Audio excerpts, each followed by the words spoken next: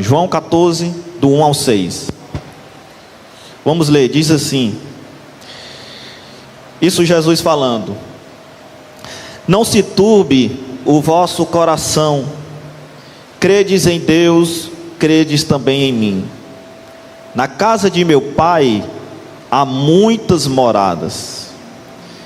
Se não fosse assim, eu vos teria dito: vou preparar-vos lugar. E se eu for vos preparar lugar, virei outra vez e vos levarei para mim mesmo, para que onde eu estiver, estejais vós também. Mesmo vós sabeis para onde vou e conheceis o caminho. E disse-lhe Tomé: Senhor, nós não sabemos para onde vais, e como podemos saber o caminho? E disse-lhe Jesus: Eu sou o caminho e a verdade e a vida, e ninguém vem ao Pai senão por mim. Irmãos, o autor do livro foi o próprio João, filho de Zebedeu e irmão de Tiago. Este livro foi escrito provavelmente, irmão, já no final da vida do apóstolo João, por volta do ano 90 depois de Cristo. E os eventos, meus irmãos, narrados no entorno de João 14, ocorrem exatamente no final da última semana do ministério terreno de Jesus. Ou seja, quando ele se reúne com seus discípulos pela última vez antes da paixão, da morte e da ressurreição. E nós podemos observar no capítulo 14 que o Senhor ele fala com os seus discípulos algum tempo antes de experimentar momentos de profunda agonia e dor. Os discípulos eles estavam, meus irmãos, demonstrando uma certa profunda angústia. Eles estavam demonstrando um certo medo, um certo desespero. E isso, meus irmãos, fica mais claro quando o Senhor Jesus ele fala claramente que ele iria deixá-los. Nós podemos observar que os discípulos estavam angustiados, estavam com dores, com medo, com desespero, quando ouviram exatamente quando Jesus falou para eles que iria deixá-los. Quando Jesus chega para ele e diz que vai deixar os discípulos para ir para o Pai, e exatamente os discípulos não poderiam segui-lo naquele momento. Então, meus irmãos, a angústia, o medo e o desespero dos apóstolos aumentaram ainda mais diante da palavra que Jesus disse para Pedro, que ele o negaria não menos que 3 vezes antes do galo cantar. Em resposta, meus irmãos, à angústia e ao desespero dos discípulos, o Senhor Jesus dá continuidade a uma série de discursos que vai até o final do capítulo 16. E o propósito prático naquela noite, meus irmãos, naquele momento, era diminuir a ansiedade dos discípulos. Ainda, meus irmãos, que o próprio Jesus estivesse angustiado, o sincero afeto do Senhor foi demonstrado aos discípulos, exatamente quando ele se dirige a eles com as palavras de conforto dos primeiros versículos que nós lemos, que ele diz para os seus discípulos: não se turbe o vosso coração. Em outras traduções, não se perturbe o coração de vocês. Creiam em Deus, creiam também em mim. Ou seja, essas palavras serviriam, meus irmãos, de consolo para os discípulos e faziam referências à fé, porque somente, meus irmãos, a fé em Jesus Cristo pode acalmar um coração aflito e perturbado. Jesus, meus irmãos, ele sabia que a cruz estava próxima e que seus discípulos enfrentariam, meus irmãos, uma confusão, uma perseguição, uma solidão. Por isso, meus irmãos, antes de ser traído e crucificado, ele oferece esperança. Jesus não os deixa com medo, mas com uma promessa, que ele vai preparar lugar e voltará. Então, meus irmãos, nós vamos nesta manhã mergulhar nesse texto e descobrir 3 verdades que sustentam nosso coração em meio às tribulações. Primeiro, meus irmãos, nós vemos aqui uma palavra de consolo que Jesus direciona aos seus discípulos: não se turbe o vosso coração. Com base, meus irmãos, para consolar o coração dos discípulos, o Senhor Jesus, ele fez 2 coisas. Primeiro, ele apresenta uma realidade. Depois, ele faz uma promessa a respeito desta realidade. E a realidade, meus irmãos, é a casa do Pai. E a promessa é que os discípulos teriam o lugar garantido para ficar nesta casa. Ou seja, meus irmãos, ele percebe a angústia em seus discípulos e ele oferece um remédio poderoso, que é a fé. Por isso ele deixou claro: não se turbe o vosso coração, credes em Deus, credes também em mim. E o que é, meus irmãos, um coração inquieto? O que é um coração que vive inquieto? É um coração, meus irmãos, ansioso. É um coração confuso. É um coração sem direção. Os discípulos, meus irmãos, estavam a ver o seu mestre preso e crucificado. Os discípulos estavam prestes, meus irmãos, a presenciar um momento de angústia e de dor. E tudo aquilo que eles iriam presenciar os deixariam abalados, os deixariam angustiados. E Jesus, meus irmãos, oferece a fé como um antídoto. Credes em Deus, credes também em mim. Aqui, meus irmãos, Jesus coloca a fé nele no mesmo nível da fé no Pai. Isso é, meus irmãos, nada mais nada menos que uma afirmação direta de sua divindade e um chamado à confiança. Jesus estava dizendo: vocês credes em Deus? Por mais que os discípulos não falassem ali com a sua fala, mas nos seus pensamentos eles estavam respondendo sim. Então ele estava dizendo: credes também em mim. E nós temos que entender, meus irmãos, que mesmo quando tudo ao redor, na nossa vida, na sua casa, na sua família, quando tudo parece desabar, quando tudo parece estar indo de mal a pior, quando tudo na nossa vida parece estar afundando, na sua vida, na sua família, a fé em Jesus, meus irmãos, ela nos dá estabilidade. A fé, meus irmãos, não quer dizer que vai haver uma ausência de dor. A fé, meus irmãos, não é uma ausência de dor que você tem fé, mas não vai passar dor, não. Mas ela, meus irmãos, nos sustenta no meio da dor.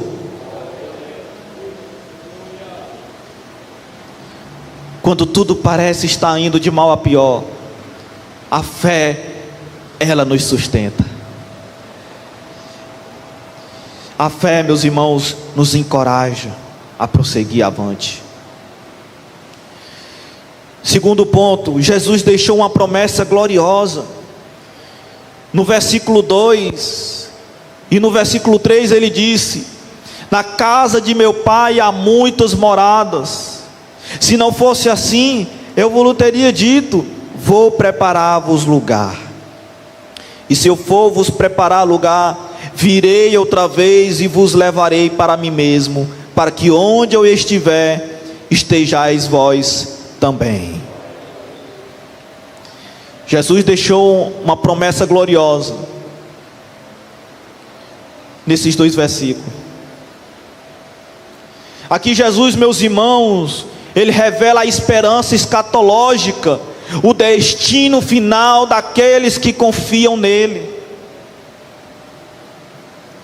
Agora, meus irmãos, uma pergunta: o que e onde seria essa casa do Pai? Será que é a mesma casa que Jesus falou em João capítulo 2, versículo 16? Aonde ele diz, quando estavam aquelas pessoas no templo vendendo, comprando, e Jesus fala para aquela multidão, no versículo 2, no capítulo 2 e no versículo 16 de João. Jesus chegou ali e disse aos que vendiam pombos: tirai daqui estes, e não façais da casa de meu pai casa de venda ou casa de comércio. Veja que ele disse: e não façais da casa de meu pai. Será que essa mesma casa que Jesus se referiu aqui é a mesma casa que Jesus deixou aqui em João capítulo 14, versículo 2? Seria, meus irmãos, a casa do Pai, o templo de Jerusalém? Obviamente que não, irmãos. Levando em consideração o contexto e a esta própria construção do discurso de Jesus, aqui, meus irmãos, não há referência ao templo ou a qualquer lugar aqui da terra.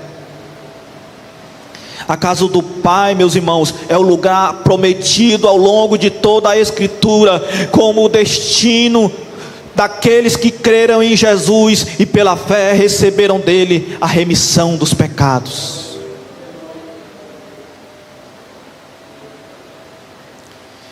Mas só, irmãos, que infelizmente as mensagens que geralmente ouvimos hoje, as várias mensagens que nós ouvimos hoje, elas trazem, meus irmãos, conceito errôneo sobre o que é o céu.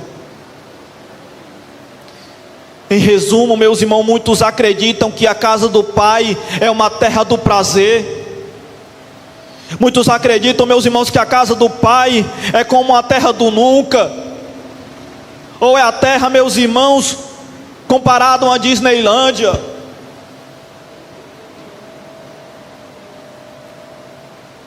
Muitos têm pensamentos errôneos do que é o céu.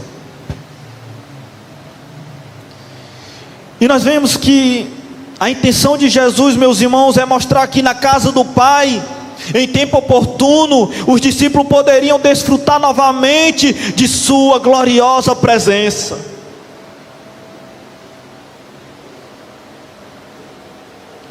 Ele deixou isso claro no versículo 3, que eu vou vos preparar lugar e virei outra vez e vos levarei para mim mesmo, para que aonde eu estiver, vós estejais também. Uma promessa, meus irmãos, que os discípulos novamente poderiam presenciar da sua gloriosa presença, que eles poderiam, meus irmãos, presenciar da sua presença em um novo reino, que eles poderiam, meus irmãos, presenciar da sua presença gloriosa com corpos transformados. Então, meus irmãos, essa casa que o Senhor falou aqui, que Ele chama de a casa do Pai, refere-se, meus irmãos, ao céu, à presença eterna de Deus. Faz uma referência, meus irmãos, às mansões celestiais. E Jesus, meus irmãos, assegura que há lugar para todos os seus. Há, meus irmãos, uma morada para todos aqueles, meus irmãos, que foram escolhidos por Ele. Isso, meus irmãos, não é uma promessa vaga. Essa, meus irmãos, é uma certeza. Porque Jesus falou: se não fosse assim, eu teria dito a vocês: vou preparar-vos um lugar.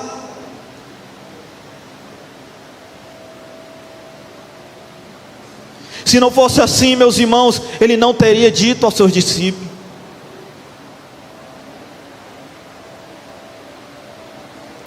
E Jesus foi preparar lugar. E Jesus, Ele não apenas nos mostra o caminho, mas Ele mesmo, meus irmãos, juntamente conosco, Ele vai à nossa frente.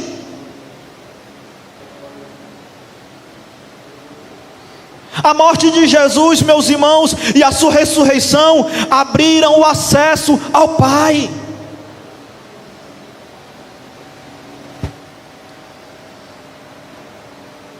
E Ele voltará, meus irmãos. A promessa da volta de Cristo, ela tem que ser, meus irmãos, central para o cristianismo. Quanto, meus irmãos, que já vivem sem esperança, creem que Jesus morreu, creiam que Jesus ressuscitou, mas não creem mais que Ele vai voltar. Creem que Jesus pagou um alto preço. Creiam que Ele foi esbofeteado,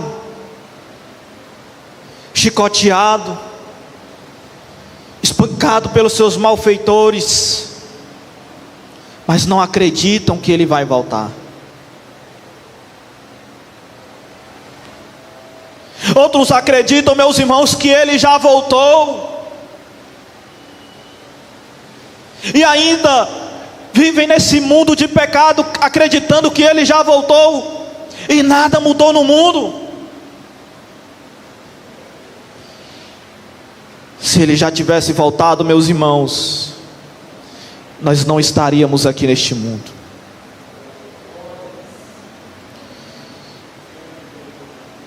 Se Ele tivesse voltado, meus irmãos, tenha certeza que nós já estaríamos com Ele.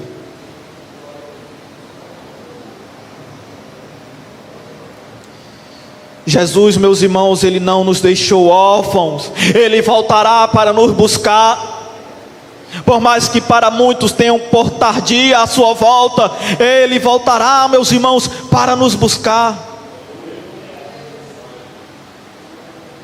Nós podemos, meus irmãos, suportar as tribulações da vida, quando nós sabemos, meus irmãos, que nós temos uma eternidade segura.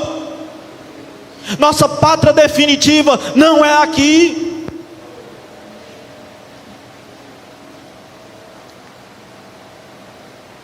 Aqui é passageiro.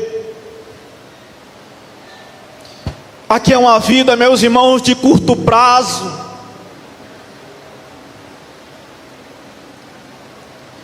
Aqui é uma vida, meus irmãos, passageira de poucos anos.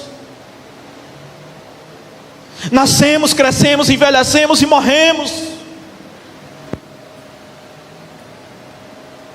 Mas a nossa pátria definitiva, que é no céu, meus irmãos, nós viveremos para todo o sempre, adorando e glorificando ao nosso Deus.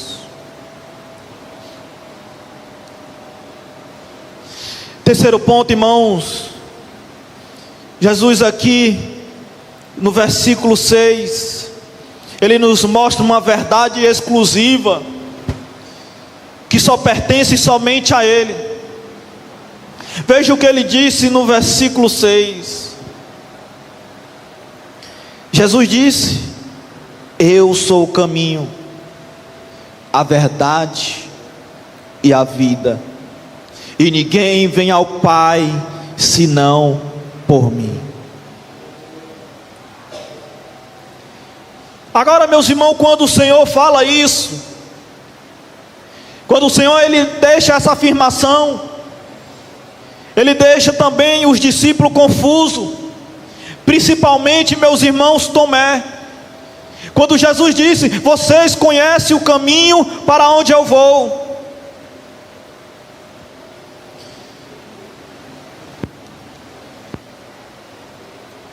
Tomé, meus irmãos, expressa a dúvida de muitos dos dias de hoje.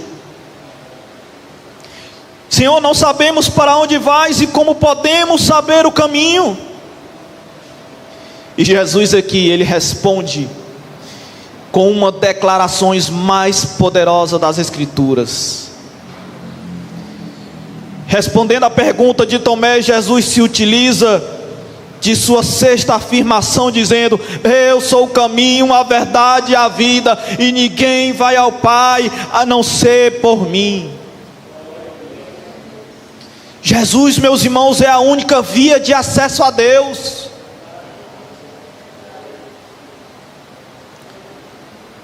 A sua exclusividade quanto a este propósito, meus irmãos, é indiscutível. Ninguém pode querer questionar a Deus, discutir com Deus, porque é que Jesus é o único acesso diretamente para o Pai.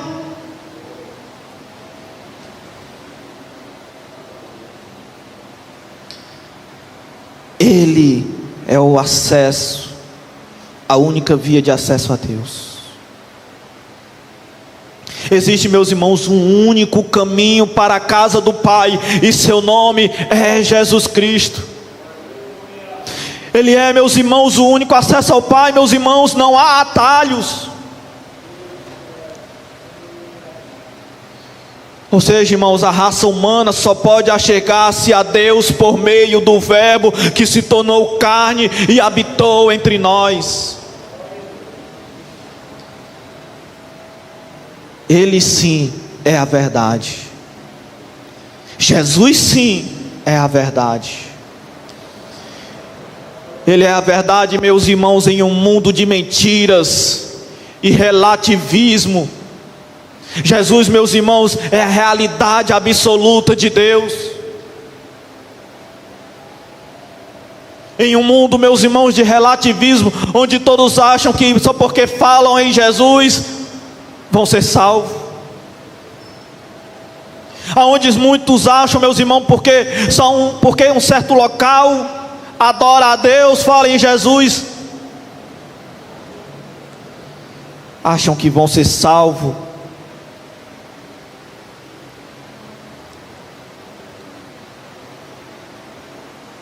Acham que vão herdar a vida eterna, porque vive de qualquer maneira, só porque fala em Jesus, distorcendo as verdades bíblicas, porque impõe certas obrigações, porque a igreja mais antiga acha que vai ser salvo. Jesus, meus irmãos, é a fonte da vida eterna. Jesus é a fonte da vida abundante, da vida plena. E Ele deixou claro que ninguém vem ao Pai senão por mim. Não há, meus irmãos, salvação fora de Cristo. E isso, meus irmãos, confronta o pluralismo religioso moderno. Em outras palavras, meus irmãos, Jesus estaria dizendo assim. Em outras palavras, Jesus poderia estar falando assim: que não é possível andar fora do caminho, não é possível conhecer fora da verdade, não é, meus irmãos, possível viver fora da vida.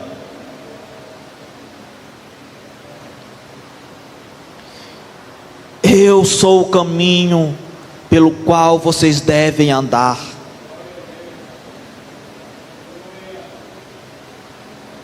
Muitos podem chegar para você e dizer que você tem que andar pelo caminho de Cristo e também andar pelos ensinos de Ellen White.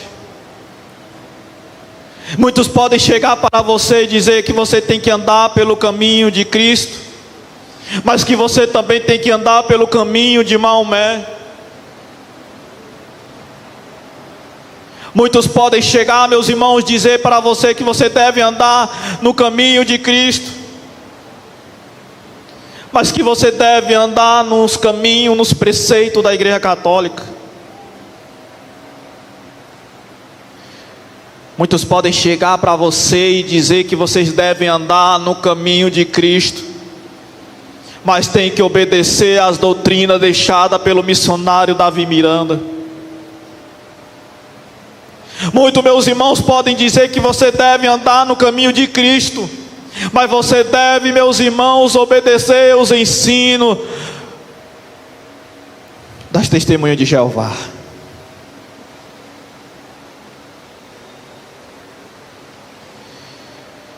Muitos devem dizer que você deve andar pelos caminhos de Cristo e que você tem que obedecer certos dogmas criados por eles mesmos.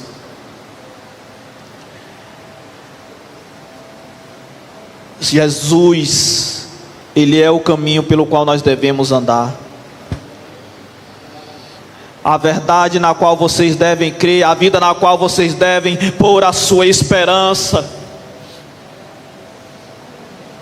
E muitos, meus irmãos, têm colocado sua esperança nos homens da terra. Muitos têm colocado, meus irmãos, suas esperanças em profetas. Não, porque o profeta disse que se eu fizer isso, eu vou herdar a vida eterna. Porque o profeta disse que se eu pagar o meu carnê certinho, eu vou comprar meu terreno no céu.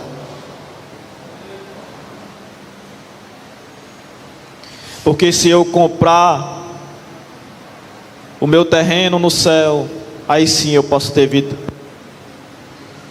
Porque o profeta disse que se eu pegar esse carnê, além de eu garantir o meu terreno no céu, eu pagando mensalmente certinho, na minha casa não vai ter nada quebrado, não vai ter nada faltando, não vai ter nada fora do lugar.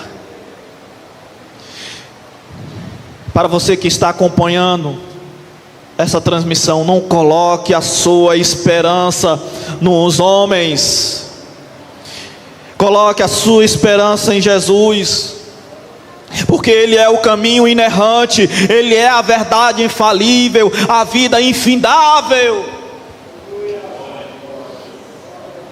Jesus, Ele é o caminho reto, a verdade absoluta, a vida verdadeira bendita, não criada.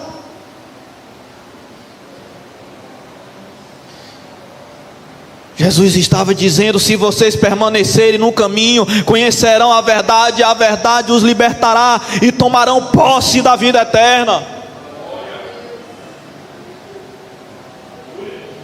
Sabe por que é, meus irmãos, que muitas pessoas hoje pecam, falham e já se acham que não tem mais salvação? Sabe por quê? Porque não tomaram posse da vida eterna. Porque, meus irmãos, acreditam que o sacrifício de Jesus foi insuficiente para perdoar os seus pecados. E nós, meus irmãos, devemos afirmar com coragem e convicção a centralidade e exclusividade de Jesus, que Jesus, Ele apenas não é um caminho, Ele é o caminho.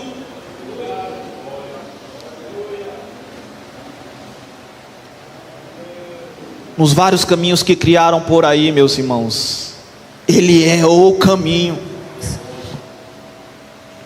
E para concluir, irmãos, Para os que estão com um coração inquieto, conturbado, lembre-se, Jesus conhece as suas dores.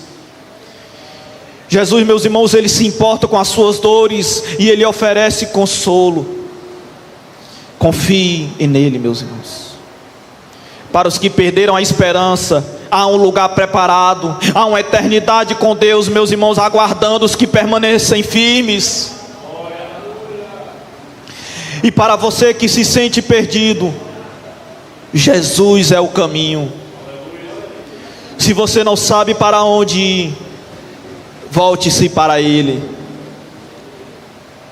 E para você que vive em dúvida ou confusão espiritual, busque a verdade em Cristo. Ele é a revelação perfeita de Deus.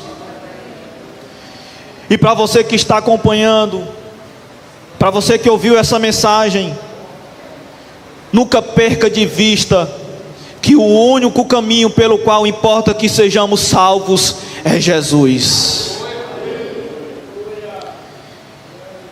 E este livro de João 14, meus irmãos, este capítulo de João 14 é mais do que um capítulo bonito, é uma âncora para os tempos de crise, é um lembrete, meus irmãos, de que mesmo nos dias mais escuros, nós temos um Salvador que cuida de nós, que prepara um lugar para nós, e que voltará para nos levar para si mesmo.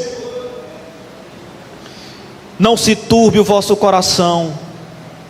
Quando Jesus diz não se turbe o vosso coração, não é uma sugestão que Jesus está dando, é uma ordem amorosa, irmãos. Jesus nos chama a viver pela fé, e esperar com esperança, e andar em verdade.